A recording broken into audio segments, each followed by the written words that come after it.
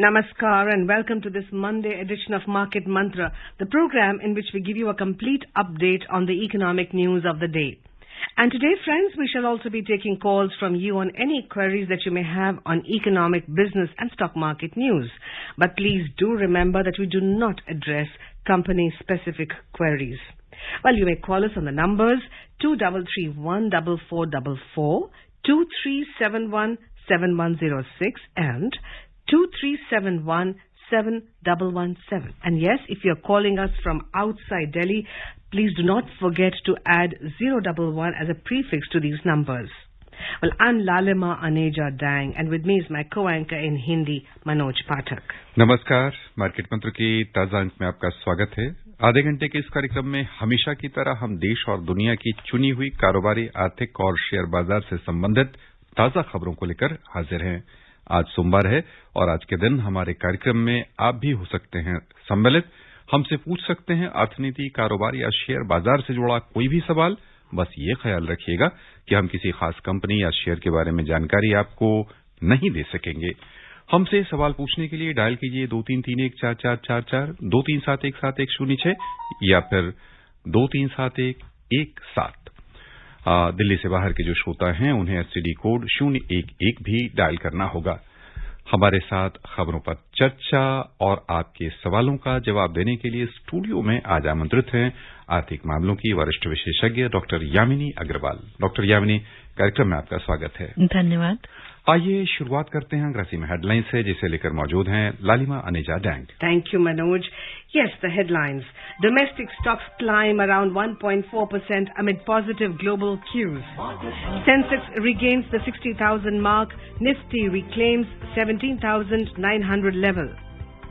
GST revenue for October logged second highest collection ever since its introduction. And Brent crude prices rise around 1% to trade above $84 per barrel.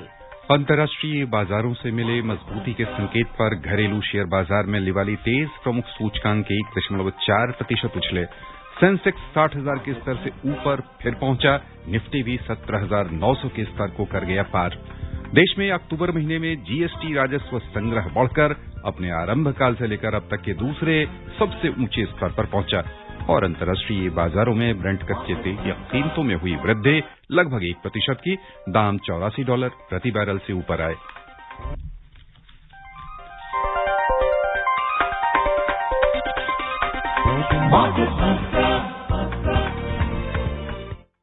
बीते सप्ताह अच्छी खासी बिकवाली के बाद ताजा कारोबारी सप्ताह की शुरुआत धमाकेदार रही है। बाजार में तेजी है, चौतरफा लिवाली है और अंतर्राष्ट्रीय बाजारों से भी मजबूती का संकेत मिला। निवेशकों का उत्साह बढ़ा और प्रमुख सूचकांक कारोबार के अंत में आज 1.4% बढ़त के साथ बंद हुए।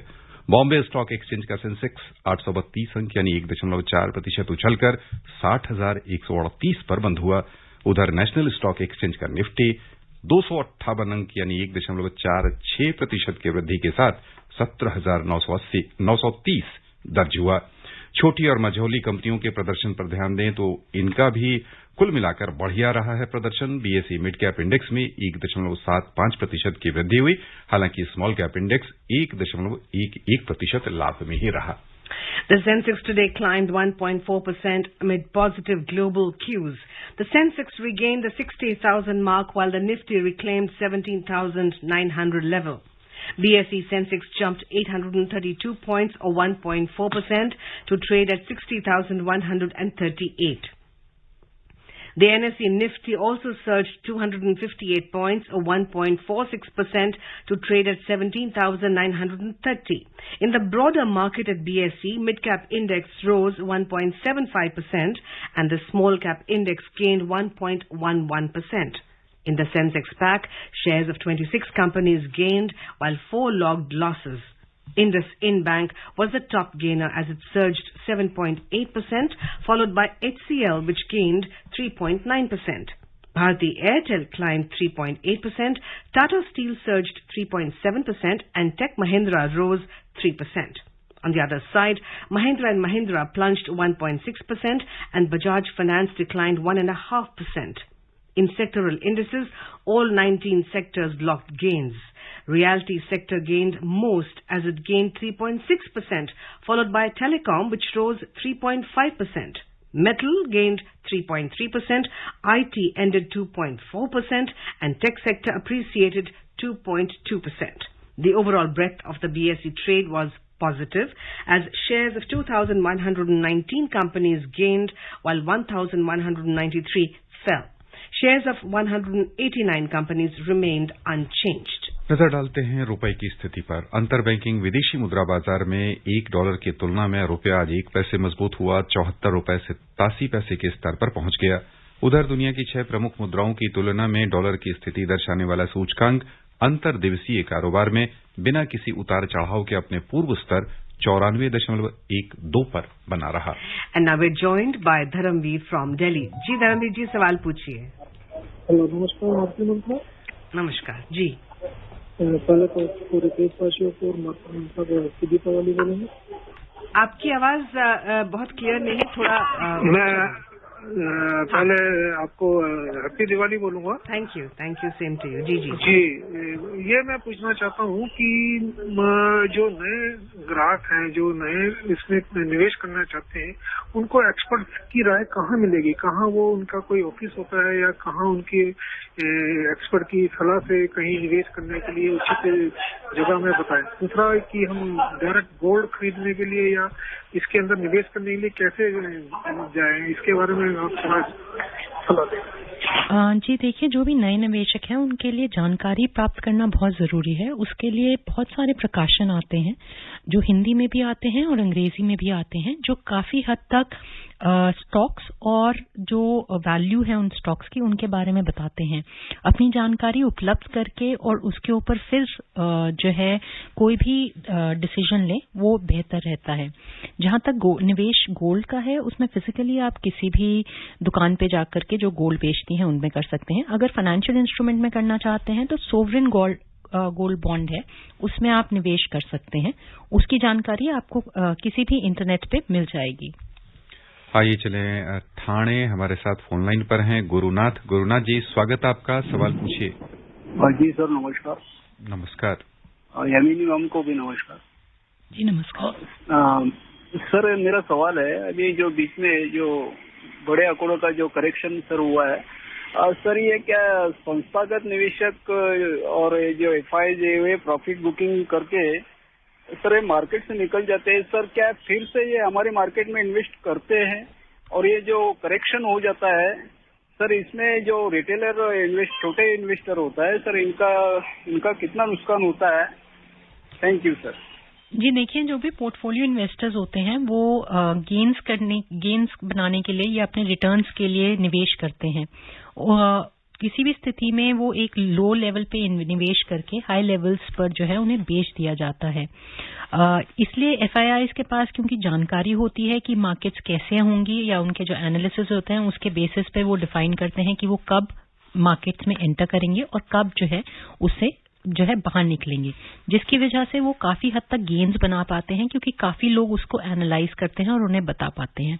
छोटे निवेशक के पास ये जानकारी जो है प्रकाशन के माध्यम से आती है और काफी देर से आती है, जिसका फायदा उन्हें कम उपलब्ध हो पाता है। Alright, let's go in for a short commercial break, and then all our friends who are tuned in and who are clued in and are in the queue, please stay tuned, don't go away. बड़े भैया, इस कहावत को जरा explain तो करिए कि पैसा पैसा जोड़ के बन जाए रुपया। सिंपल है छोटे, कि इन्वेस्टमेंट थोड़े से पैसों से भी शुरू हो सकता है भैया। ओहो, तो ये बात है। हाँ छोटे, आज थोड़े से पैसों को सही जगह लगाएंगे तो कल जरूरत के वक्त पर वही काम आएंगे। बड़े भैया छोटे। भारत के सबसे बड़े स्टॉक एक्सचेंज NSE द्वारा निवेशकों के हित में जारी। सोच कर समझ कर इन्वेस्ट कर। विराम के बाद एक बार फिर से आपका स्वागत है कार्यक्रम मार्केट मंत्र में। गुरुनाथ जी ने एक बड़ा रोचक सा सवाल पूछा कि बाजार में उतार चढ़ाव जब होता है, बड़ी बिकवाली हुई, तो जो नुकसान होता है दरअसल कितना होता है। ये नुकसान यदि सत्यतः पूछा जाए, ठीक से समझा जाए, तो धारणा के स्तर पर होता है, नोशनल होता है। यदि आपने खरीद बिक्री नहीं की तो आपकी पूंजी कागज में बढ़ गई या कागज में घट गई। एक्चुअली आपने जिस दर पे खरीदा और जिस दर पर बेचा उसका जो अंतर होगा वही तय करेगा। तो बाजार में जो लाखों करोड़ घट गए या बढ़ गए तो वो धारणा संबंधी है आम छोटे निवेशक के लिए। जब तक आपने नहीं बेचा, नहीं खरीदा, आपका कोई नुकसान, कोई लाभ नहीं हुआ। हमारे साथ कुछ और श्रोता इस बीच में जुड़ चुके हैं फोन लाइन पर। दिल्ली से हैं भारत भूषण जी, बहुत बहुत स्वागत। सर, सभी को दीपावली की शुभकामनाएं, क्योंकि दिवाली से पहले लास्ट प्रोग्राम है ये। जी, आपको भी बहुत बहुत।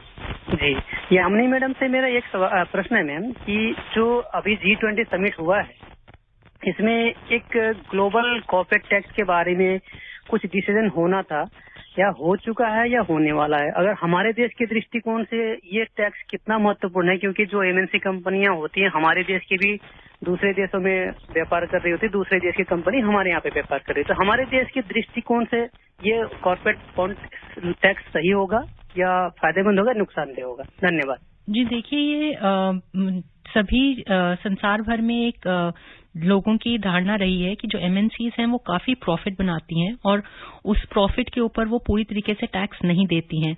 उसी के चलते ये ग्लोबल टैक्स की बात की गई है, जिसमें हर एक देश में जहां पे वो MNC ऑपरेट कर रही होगी और उसका जो टर्नओवर होगा उसके बेसिस पे टैक्सेस लगाए जाएंगे।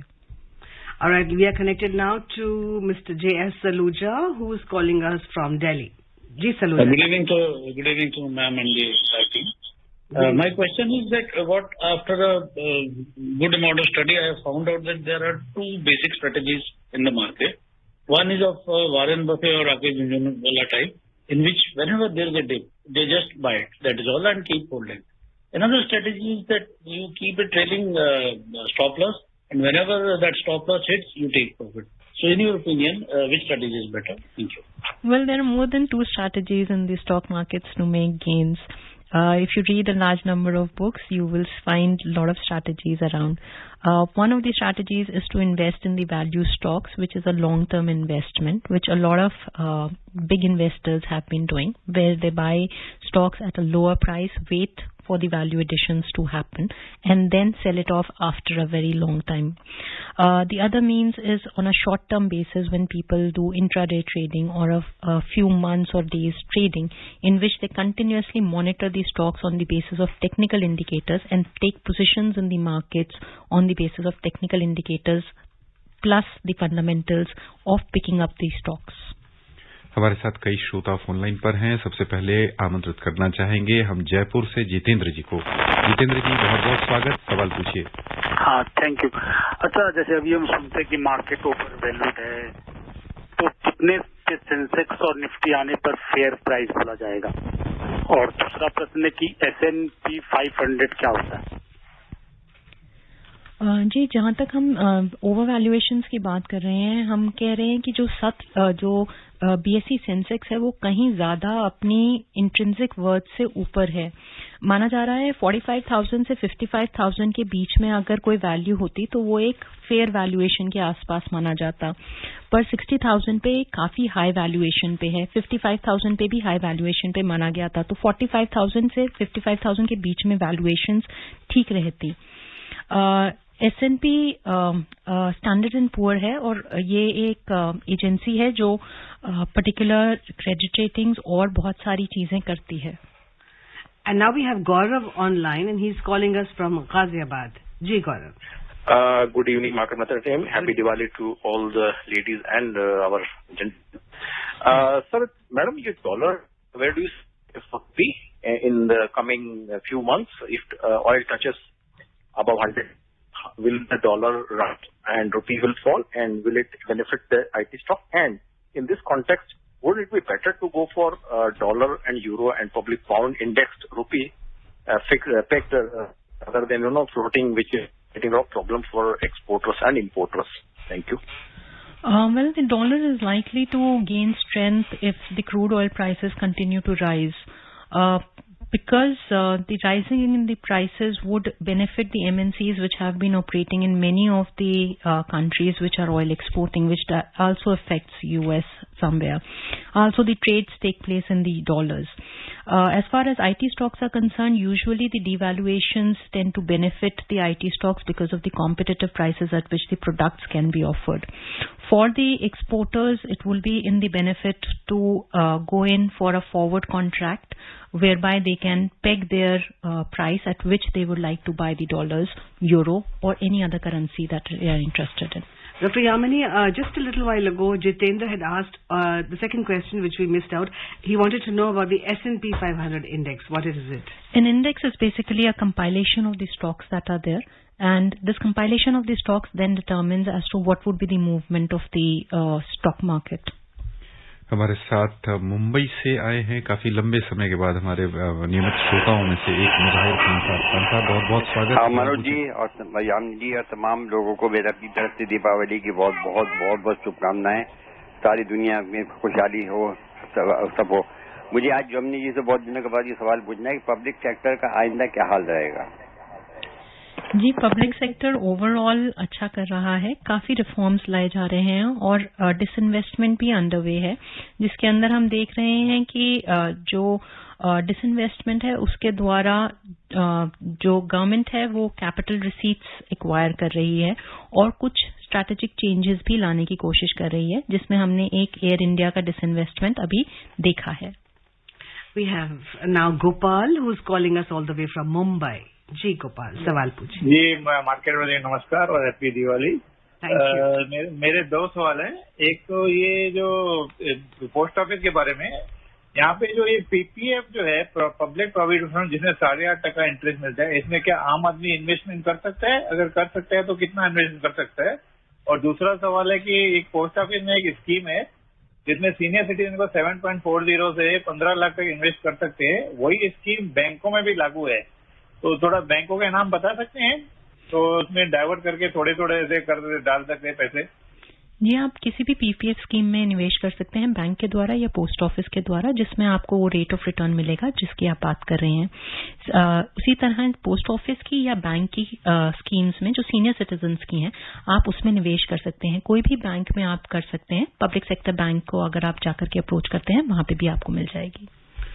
हमारे साथ कई श्रोता फोन लाइन पर हैं। आग्रह करेंगे कि आप हमारे साथ फोन लाइन पर बने रहिए। हम आपको कुछ पल के बाद आपसे फिर चर्चा करेंगे।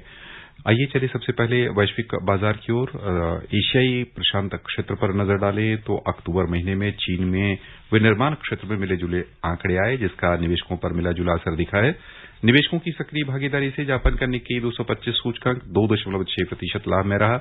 सिंगापुर के स्ट्रीट्स टाइम्स इंडेक्स में 0.7% की वृद्धि हुई। दक्षिण कोरिया का कोस्पी 0.3% लाभ में रहा। उधर बिकवाली के दबाव में हांगकांग का हिंग सेंग 0.9% लुढ़क गया। चीन के शंघाई कंपोजिट इंडेक्स में 0.1% की गिरावट हुई। यूरोपीय बाजार की ओर चले तो समाचार तैयार किए जाने तक लिवाली चल रही थी। अंतर्दिवसीय कारोबार में लंदन का FTSE 100 0.5%, जर्मनी का डैक्स 1% और फ्रांस का CAC 40 0.8% बढ़त के साथ कारोबार कर रहे थे। अक्टूबर महीने में जीएसटी राजस्व संग्रह में महत्वपूर्ण वृद्धि हासिल हुई है। इस महीने 1,30,127 करोड़ रुपए का सकल जीएसटी राजस्व संग्रह हुआ है। जीएसटी शुरू होने के बाद केवल एक बार इससे अधिक राजस्व प्राप्त हुआ। ये पिछले 20 वर्ष की तुलना यदि की जाए इसी अवधि के साथ तो 24% अधिक है। वित्त मंत्रालय ने कहा है कि यह आर्थिक बहाली की प्रवृत्ति के अनुरूप है। और यहां पर श्रोताओं हम लेना चाहेंगे एक विराम। जो हमारे साथ फोन लाइन पर जुड़े हुए हैं, आग्रह कि आप हमारे साथ जुड़े रहें। विराम के बाद आपसे हम बातचीत करेंगे।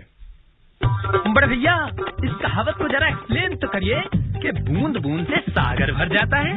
सिंपल है छोटे कि छोटी छोटी इन्वेस्टमेंट जुड़कर बड़ी इन्वेस्टमेंट बन जाती है। ओ तो ये बात है। हाँ छोटे, जब ढेर सारे पैसे होंगे उस दिन का इंतजार मत करिए।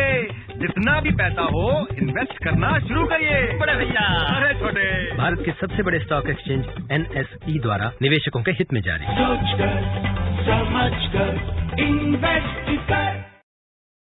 Welcome back. We move on in the program and let's talk to now Sunil, who's calling us all the way from Thane. जी सुनील। सुनील से पहले हम मुंबई से आमंत्रित करना चाहेंगे सचिन जी को। सचिन जी बहुत बहुत स्वागत। सुनील जी लाइन पर बने रहे। हम सचिन जी को आमंत्रित कर रहे हैं मुंबई से। स्वागत है आपका सचिन। Hello madam. सचिन जी जी मुझे पूछना है, आजकल हमें 2 तरह के मैसेज आते हैं। एक में रहता है प्री अप्रूव्ड लोन रहता है जो 50,000 से लेकर 5 लाख तक का रहता है, और दूसरा प्री अप्रूव्ड क्रेडिट कार्ड जिसके लिए कभी अप्लाई भी नहीं किया होता है। दोनों में एक ही चीज कॉमन होती है, एक लिंक दी गई। तो ये आपका ओपिनियन क्या है इसके बारे में? जी देखिए, किसी भी लिंक को क्लिक करने से पहले जरूरी है कि वो कहाँ से आया है ये जान लें। खासतौर पे काफी बैंक्स जो हैं प्री अप्रूव्ड लोन्स अपने कस्टमर्स को ही दे रहे हैं जो ऑलरेडी उनके एग्जिस्टिंग कस्टमर्स हैं, उनकी क्रेडिट हिस्ट्री के बेसिस पर। अगर आपको कोई भी लिंक किसी और बैंक से आता है जिसके आप कस्टमर नहीं हैं, या आपका कभी भी उधर जो है कोई आपने वहां पे एप्लीकेशन नहीं डाली, तो उन लिंक्स को ना ही क्लिक करें तो अच्छा है। All right, I apologize earlier. Now we are connected to Sunil from Thane. जी। मेरा सवाल ये जो यूपीआई पेमेंट सिस्टम है ना, उसके संदर्भ में है। जी, आपका किस पेमेंट के संदर्भ में है सवाल? यूपीआई पेमेंट सिस्टम जो है, माफ कीजिए आपकी आवाज बहुत क्लियर नहीं है नहीं आ रही Sunil ji. UPI payment system है ना, यूपीआई पेमेंट सिस्टम। हाँ, उसके संदर्भ में है। वो जो उसमें हम लोग एक डेबिट कार्ड जब सिलेक्ट करते हैं तो वो डिफॉल्ट हो जाता है। अगर वो बैंक का अकाउंट अगर हम क्लोज करते हैं किसी कारणवश, तो बाद में वो डेबिट कार्ड दूसरा वो इंट्रोडक्शन नहीं होता है, दूसरा बैंक का डेबिट कार्ड उसमें इंट्रोड्यूस नहीं करते वो सिस्टम। तो पहले बैंक का ही डेबिट कार्ड जो होता है वो डिफॉल्ट होता है। तो डिफॉल्ट डेबिट कार्ड बोलते हैं वो चेंज नहीं कर सकते। वो तो बहुत बड़ा ड्रॉबैक है यूपीआई सिस्टम में। जी देखिए, उसमें कुछ चेंजेस वगैरह कर सकते हैं कि नहीं? जी देखिए, जब भी आपको डेबिट कार्ड मिलता है वो आपके अकाउंट के अगेंस्ट मिलता है। मतलब कि जब भी आपका अकाउंट होगा, आप खाता धारक होंगे, तब आपको एक डेबिट कार्ड दिया जाएगा। जो भी आप ट्रांजैक्शन करेंगे वो आपके उस खाते में से उसी समय कट जाती है, और जो है ये यूपीआई से लिंक नहीं है। आपका जब आप बैंक अकाउंट क्लोज करते हैं तो वो डेबिट कार्ड भी उसके साथ साथ खत्म हो जाता है, और आप जब नया अकाउंट खोलेंगे उसके साथ आपको वो सुविधा दी जाती है नया डेबिट कार्ड लेने की। हमारे साथ नोएडा से हमारे साथ जुड़े हैं फोन लाइन पर नियमित श्रोताओं में से एक एसपीएस जैन। जैन साहब, बहुत बहुत स्वागत, सवाल पूछिए। हाँ, नमस्कार जी, यामिनी जी को भी नमस्कार, और आप सभी को दीपावली की शुभकामनाएं। जी नमस्कार। अभी मैडम ने बताया कि मार्केट अपने फेयर वैल्यू से काफी हाई चल रहा है। नाउ माय क्वेरी इज कि in the context of high collection of your this GST and corona being almost under control, and also vaccination having a very high level of achievement, is any expectation that the market will come down and touch its fair value? Well, there is a positive trend in the market, both because of the vaccinations which have been administered, overall recoveries that have come the way. Also, the macroeconomic fundamentals being strong in terms of the foreign exchange reserves that we have, and the control that there has been placed on inflation. Also, when we look at the stimulus which has been given, fiscal and monetary, that adds on to the value of the economic recoveries. But it is necessary to see that the valuations are high because of the fundamental values, which does affect the stock market. So there can be a lot of volatility because of that. Right. We are now joined by Kiran Naik from Mumbai. Thank you for giving me an opportunity. Welcome. Ma'am, my question is, there is a scheme of post office where if for 5 years FD you get 6.7%. Is there any better scheme than that, or it is the safest one? There are different post office schemes, monthly income schemes, senior citizen schemes, and other schemes. So one will have to look at the post office schemes before one chooses which scheme will be beneficial to them according to their investment plan and objectives. आइए चलें कोलकाता, हमारे साथ phone line पर हैं summer Chaudhary. स्वागत है summer जी, सवाल पूछिए। नमस्ते जी। नमस्ते। एक रिक्वेस्ट है, अपने समझ जी, रेडियो की वॉल्यूम कम कर दीजिए, इको हो रहा है। अच्छा, ओके। हेलो। हाँ जी, आप लाइन पर हैं, सवाल पूछें। तो मैंने स्टेट बैंक का म्यूचुअल फंड से मैं इन्वेस्ट किया हूँ, तो जो हाइब्रिड इक्विटी फंड में और हाइब्रिड रेगुलर ग्रोथ में, क्या इसमें कोई घबराने का कोई गुंजाइश है क्या? जी देखिए, म्यूचुअल फंड को कंटिन्यूअसली मॉनिटर करते रहिए और जो भी आपके एनएवीज हैं उन्हें मॉनिटर करते रहिए। आपने जिस एनएवी पे खरीदा था और जिस एनएवी पे वो चल रहा है उसको देख करके आप कभी भी एग्जिट कर सकते हैं और मुनाफा कमा सकते हैं। अपने सभी श्रोताओं को हम बताना चाहेंगे कि रविवार के दिन म्यूचुअल फंड से संबंधित सवाल यदि आप हमसे पूछा करेंगे तो आपको अपेक्षाकृत हम विस्तार से पूरी जानकारी दे पाएंगे। म्यूचुअल फंड के विशेषज्ञ और इससे संबंधित सवाल रविवार के लिए विशेष रूप से आमंत्रित हैं। Let's take a look at oil now. Well, Brent crude prices today rose around 1% to deal above $84 a barrel. In intraday trade, Brent crude was trading around $84.60 per barrel, while WTI crude prices were at $84.20 per barrel. आइए चले चेन्नई से हमारे साथ phone line पर हैं राजगोपाल जी, बहुत बहुत स्वागत, सवाल पूछिए। Yes sir. Good evening, Market Mundra team and Yamini madam. And the happy Diwali wishes to all of you, sir. Thank you. Yes, please ask. Okay. Madam, I am 65 years old, senior citizen, and I am just getting into the equity share market there. And I want to know what exactly is the meaning of technical and fundamentals which you were referring earlier during today. So please explain to me what is the meaning of technical and fundamental. Please. Fundamental analysis means that you do the analysis of the economy as to how it is doing, the industry in which there is possibility of growth, and the company-specific ratios, which includes liquidity, profitability, solvency, and activity ratios. When you talk about technical indicators, it looks at the statistical charts of the movements of the stocks and then places when you should buy the stock and how you should buy. Fundamental helps you choose the stock. Technical helps you time the stock. आइए चलें सर्राफा बाजार। घरेलू सर्राफा बाजार में आज सोने और चांदी में थोड़ी सी नरमी देखी गई है।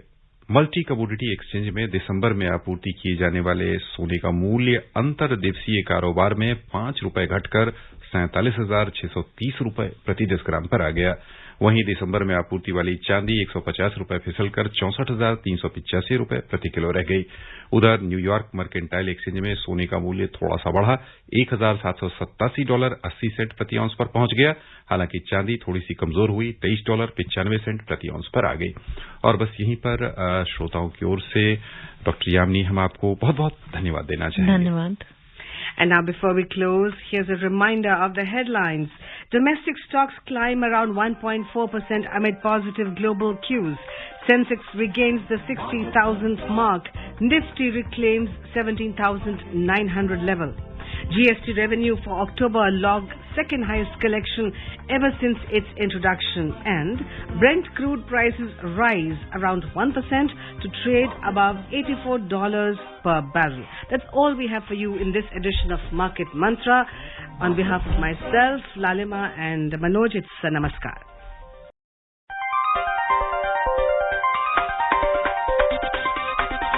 Market